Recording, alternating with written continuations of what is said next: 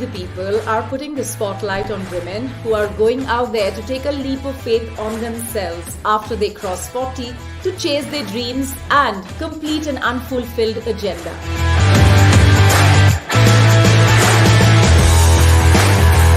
Many women around us are losing their 20s, 30s, even at sometimes 40s, too busy fulfilling the roles of a daughter, a daughter-in-law, a mother, a woman who wants to fulfill one kind of a career. And then when they give themselves just one more chance and say, I'm going to go back at what I've always wanted to do. That's the spirit that we're looking to recognize.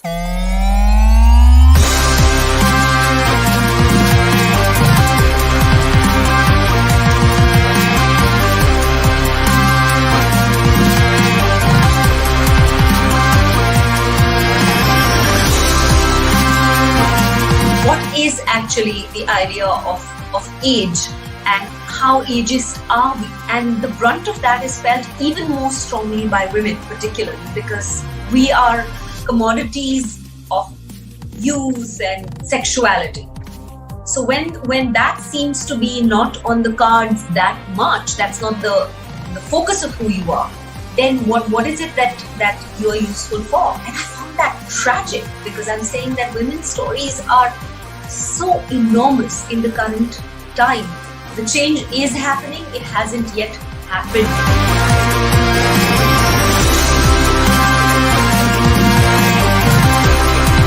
If women had listened to society, I don't think the world would have seen women CEOs or women secretaries of the government, because right from the time they're born, little girls who grow up to be women are told, ये आपके बस की बात नहीं है, ये आपका काम नहीं है. And it is to the credit of the women that they do not listen to these outside voices.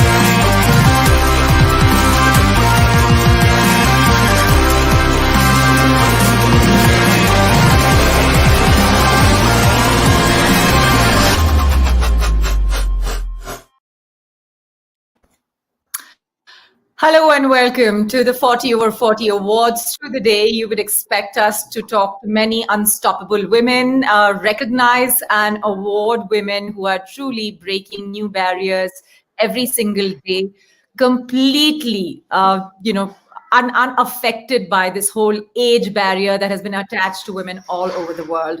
My two special guests are also our esteemed jury, Sonu Bhasin. She's a former banker and author and runs the family business program. She's truly plugged into the pulse of how family businesses in India are growing and doing.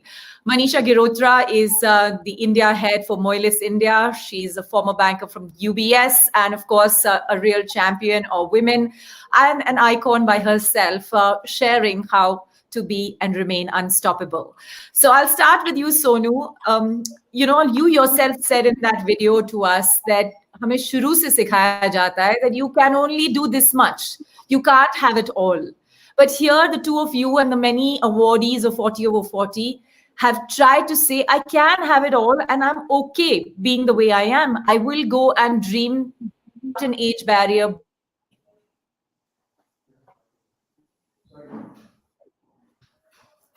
Lost you, Shaili. Sorry, lost you for a bit. Could you just repeat that? How women are staying unstoppable despite the age barrier. So, there are two things. One is women being unstoppable and the other is women being unstoppable over the age of 40. So to me, age is just a number. It is not really about women being unstoppable after 40 or when they are not yet 40.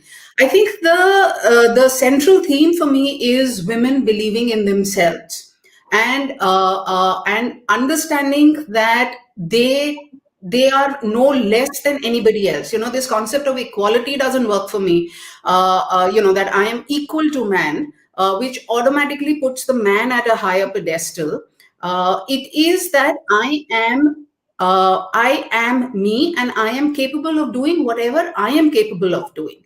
And what I said in that short video, it is true that, we are told that we cannot do stuff And the underlying feeling there, and this is my opinion, is that our parents use their love as shackles, because they don't want us hurt, because they've seen a different world. They've seen women go out and face problems. And they, parents do love us. So they don't want their daughters to go through pain, and therefore they use their love as a shackle to say, tum rehne do, tumse nahi hoga. So, it is basically to protect the women from facing whatever they have to go out and face when they start working. I think our generation is a little different, because people of our generation, and I'm certainly nearly a couple of decades over 40, we've seen we've done things that our parents did, and therefore we tend not to use our love as shackles, especially for our daughters. And it is this quality of parenting that is going to enable the girls of the futures, the millennials and Gen Z, and going forward, that is going to give them the belief that they can do it. Uh, uh, if a woman can have that belief when she is 16, she will continue with that. Uh, there may be life-changing events after you're 40 that gets you to look at life and yourself a little differently, but it is my firm belief that that feeling of I can do it is something that comes to you. It's not like suddenly after 40 you realize, ye main kar sakti hu. It is something that grows steadily in you. After 40, maybe it gets easier to manifest it in some actions. Manisha, if we were to look at age as a discussion, it's sometimes pretty evident that it skips men altogether. It's not even brought up. But when it comes to women in the corporate sector, for example, where you spend most of your career, this is a very alive conversation. Why? So, Shari, it's absolutely valid point that, it's a very alive conversation, and it's not a live conversation only post 40. It's a conversation that stays all through with women. When we hire women right off campuses too, the general male impression is that, look, she's going to get married and leave the corporate sector, or then if she's married, she's going to have her babies and leave the sector. So at every age barrier, there is this conversation around a woman on how sustainable is her career going to be, and should we be investing the kind of training we do in a normal employee with a woman. So I think it's a baggage that stays with us irrespective of whether we're in our 20s or 30s or our 40s. And why is that? That's because in our patriarchal mindsets, the first responsibility of a woman is that of a caregiver, right? Especially in the generation of Sonu, me, etc. That was what my first parameter of success was. That how good am I as a caregiver, as a homemaker, as a daughter, daughter-in-law, mom, etc. So if that's your first benchmark, the job was seen as something secondary, just to fill your day up till the babies come, or till you have to look after aging parents, etc. So unfortunately, that's a tag that stays with us all through. And I'm sure we'll talk about it, that some of this is getting addressed with a lot of the technology that's come in and work from home, etc. I think some of these issues around a woman's ability to give 200% to a job are getting addressed. But I think, Shaili, it's something that we live with. You're absolutely right. It's a live conversation, irrespective of what age. And I continuously hear it from my male colleagues that, look, she'll go away. Another 2 years, she'll go away. I experienced it, and I still see it from my younger colleagues, my older colleagues. Doesn't matter. It's always there as a tag. So, no, marriage, mobility, and maternity are like the three M's that seem to be a constant conversation, whether it's mentorship, whether it's sponsorship within corporate careers, or whether it's just a conversation with the HR department. When are we going to get rid of this, do you think? Is that time anytime soon? When you speak specifically about the corporate sector, I do not think that it's going to go away very soon, because it's not a problem that's restricted only to the corporate sector. It is a problem that's endemic. It gets manifested a little more in the corporate sector, because that is where it just comes. There are these 3 points in a woman's career where she constantly has to prove to the world, to her bosses, to her colleagues, to her team members, that she ain't going to go away after she gets married, after she has a child. after her husband gets transferred. So it is a problem that is real. Um, and if I now put on my employer hat, it is a problem for the employer as well. So it's not something which is only the employee's problem, where the employee is a woman. It is an employer's problem as well. And there are times that I caught myself, feeling a little iffy because, my best team worker had gone on a year's maternity leave. It does impact the work. The solutions cannot come from women not getting married, women not having children, women, not getting transferred and having long distance marriages. And it can't also come from, the employers giving 2 years of maternity leave and, giving whatever. It has to be a compromise. It has to be what works best for that woman and that employer. In a large organization, you have a lot of women. And again, one template cannot fit all women. Some women have parent support, some women do not have parent support. Some women are the bread earners, some women are not the bread earners. So I think it is a conversation that needs to get started. It needs to be an open conversation without the woman feeling threatened that if I come and discuss my true condition, A, I'm going to lose my job, B, I'm going to lose my seniority, C, nobody's going to take me seriously. So the onus on the employer is to give the women employees that confidence to come and discuss their situation so that they can find a solution that works. And it is incumbent then upon the women to go out and have that conversation without any fear. So, Sonu, the last line, having that conversation without any fear. Not everybody finds themselves with the kind of confidence you and Manisha exude. How do they make this happen? And importantly, they already face gender bias, and then they have age bias, which adds up to their, I guess, underconfidence level sometimes. Again, it is something that the employer can facilitate that by having support groups. And that support group do not need to be only women, support group of only women. Then it gets to be seen as, a clique. A woman cannot have a child by her own self. I mean, you do need a man to to have that child, and therefore the problem cannot be seen only as a woman's problem. And if a solution has to be found, it cannot be that it is only the women who will find the solutions. The men have to be part of it. I mean, the men can say, okay, I don't want a child. It is, when I talk to colleagues, it is a kind of a pressure that comes from the husband, from the family, that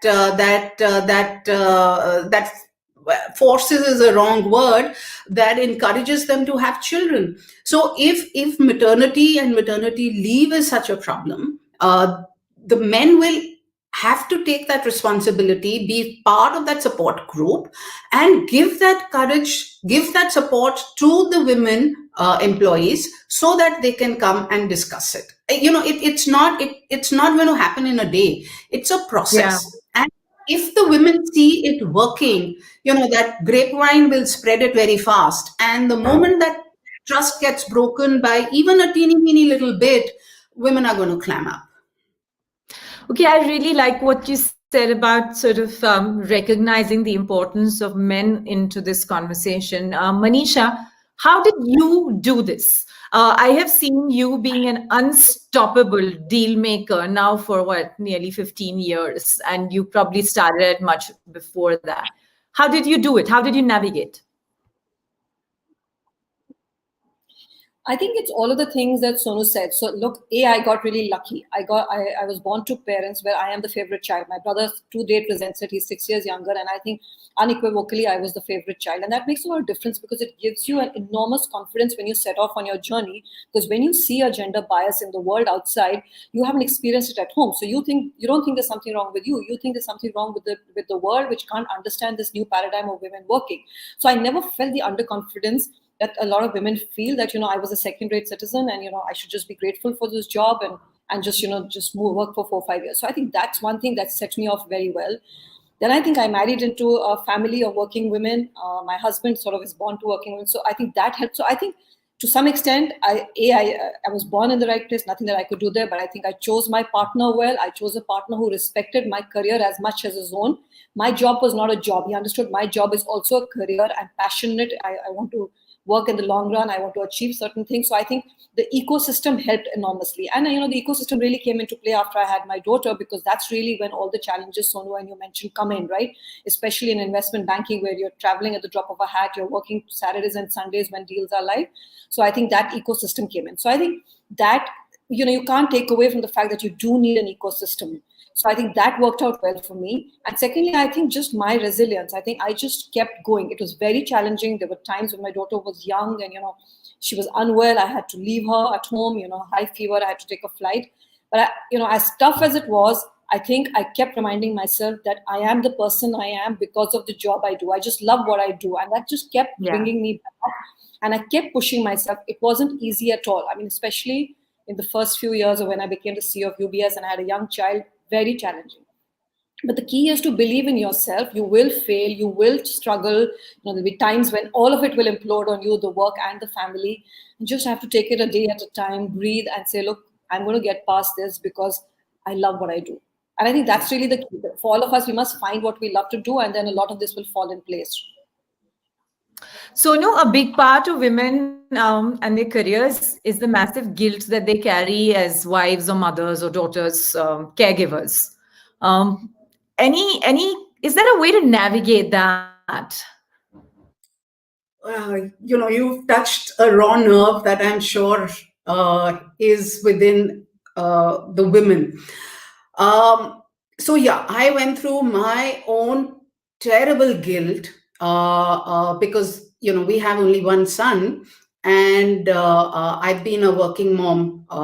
If he saw me home for 5 days, he got a little worried. My son, what's wrong? Why is mom at home? So he's used to seeing his mom go out and work, but the guilt is something that nobody gives you. A guilt is something that you kind of take on and burden yourself with it. Nobody can give you guilt. You just take that guilt, and again, it comes from the way that we've been brought up. Those mental images of ourselves, of our mothers, of our grandmothers, are very difficult to reconcile with the mental image that we have of ourselves. And abhi to it's changed, but the movies and the serials and all of that, it kind of just reinforces the fact that if you don't spend time with your child, you're a bad mother. If you don't cook for your child, you're a bad mother. I remember when my son was 6 years old or something, and at the lunch table one day he said, "Mom, ये जो Hindi movies में दिखाते हैं ना माँ के हाथ का खाना, ये क्या होता है? I mean, why is it so special?" Because I don't cook. I've had help at home. But has that affected him? Not at all. I think he's grown up to be a more confident young man. And one thing that he said resonated with me now that he started working. He said that he had a deeper appreciation of women colleagues at work, and he really did not mind a woman boss. And he said, "Mom, that's because I've seen you." So, to the women who feel this immense load of guilt on their heads, I think all I can tell them is that, I can't tell them, shrug off the guilt. If it was so easy, we would all do that. But be aware that what you are doing, you are a role model, not only for your daughters, but also for your sons, so that when they go out into the workplace, they will appreciate their women colleagues and women bosses and women team members much, much better. So a short answer, can't get rid of the guilt. We'll just have to learn to manage it. You're on mute, Shaili. That's definitely a Sonu, and the truth of most women. Manisha, just looking at the way today women are trying to rise and break that aspiration gap in corporate sector. As leaders who made it to the top, how would you say women help make this change for other women much easier? So I think, look, the generation that I came from, there wasn't enough awareness in an organization to retain women talent. Today, I think there's large awareness, especially in the larger corporates, both globally and even now increasingly in India, that women bring a serious amount of metal onto the table. If you're a consumer company, if you're a tech company, your user primarily is a woman who's buying your product. So it's very important to have women on the table. So I think it's really important that both men and women leaders, and especially the women leaders, Sherry, because we know what it takes to get to where it is, need to retain women talent. You need to be empathetic to the women issues. You need to make women feel comfortable. If in the middle of the day a woman needs to go off for a parent-teacher meeting or a doctor visit for her kid, it shouldn't be an issue that a woman feels very uncomfortable talking about. I mean, men go away on Friday afternoon at 4 o'clock to drink beer, and that's okay. So a woman going away at 12 o'clock on Tuesday to attend a parent-teacher meeting should be equally acceptable, right? So I think that one conversation we women should encourage, at the table, because I think men, just because of the way they're brought up, also feel uncomfortable having those conversations. So I think women leaders must make it normal to say that, look, we all are working people, but we all have families. We can't forget that we have families. We need to resolve those issues. We live in nuclear families. We don't have the support we had in the earlier generations of mothers-in-law and mothers living with you, and they can go and help out. And so, acknowledge that. I think if you acknowledge that, the fact that, a woman has 2 jobs and is working 24 times 7. And in today's day, when everything can be done in tech, we're all sitting here and having this conversation on tech. It's perfectly okay if 12 to 3 p.m. a woman can't work, because she'll do it after 6 o'clock. So I think that's a conversation women must lead with, because men just can't lead with it, because they've been brought up with this patriarchal mindset of not talking about any personal work personal stuff at work. Indian men have just been trained about that. So women have to bring that to the table and say it's perfectly normal to have that conversation. I think that was well put. Okay, one major issue, and that's one of the reasons why the 40 over 40 initiative has been undertaken, is that we lack celebrating women beyond a certain age. I mean, we constantly think of the under 20, the under 30. We don't think of people who are beyond that. And I never understand why we don't put that sort of recognition on a pedestal, because there's experience, there is being unstoppable, there's of course achievement, and there's also all that much more to manage. So Sonu, why do we need to recognize more and more women who have broken age barriers and continue to do that? I think it's a no-brainer. I mean, I don't think it's a question at all. Women in 20s, women in 30s, you see a lot more of them because of the way that, because of all the opportunities that are given to them. But women over 40, maybe a little more, but women over 50, women over 60, there are just so few of them because when they were growing up, they did not have the right opportunities. But going forward, I will stick my neck out and say that women over 40, women over 50, women over 60, you will see a lot more of them.